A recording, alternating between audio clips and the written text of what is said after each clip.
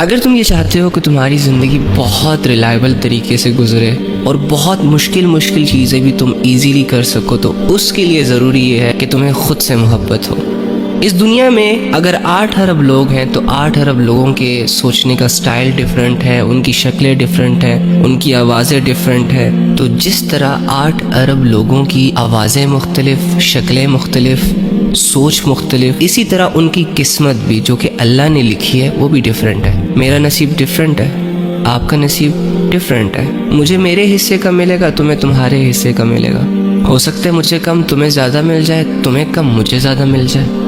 ہو سکتا ہے ایک چیز کی میں تمنا کروں اور اگلے دن ہی وہ میرے پاس چلی آئے، جبکہ دوسری جانب تم سالوں سال ایک چیز کے پیچھے بھاگے رہو، پھرتے رہو اور وہ تمہیں نہ ملے۔ یہی معاملہ میرے ساتھ بھی ہو سکتا ہے۔ ہو سکتا ہے تمہیں ایک چیز فوراً سے مل جائے اور مجھے اس کے لیے سالوں سال انتظار کرنا پڑے۔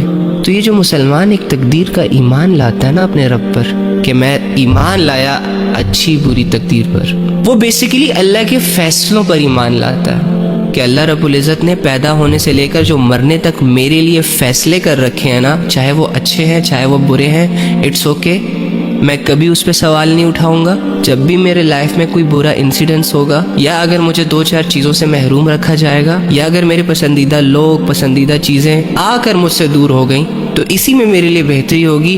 میں سوال نہیں اٹھاؤں گا رب پر۔ میں ہر سچویشن میں یہی کہوں گا کہ اللہ میں آپ پر ایمان لایا، یعنی آپ کے فیصلے کے آگے میں اپنے اوپینینز نہیں کھڑے کروں گا کہ اللہ وائے کیوں کیا ایسا۔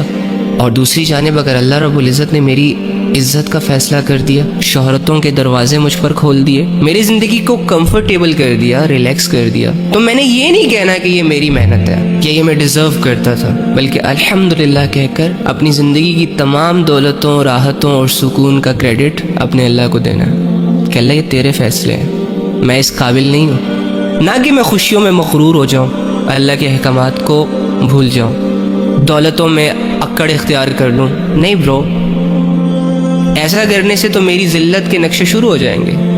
تو جب تک ہمارا یہ تقدیر کا ایمان ڈسٹرب رہے گا، تب تک ہم سچے مومن نہیں بن پائیں گے، پکے مومن نہیں بن پائیں گے، میں اور تم اللہ سے نہیں نبھا پائیں گے، پھر ہم بہت سیلفش طریقے سے رہیں گے۔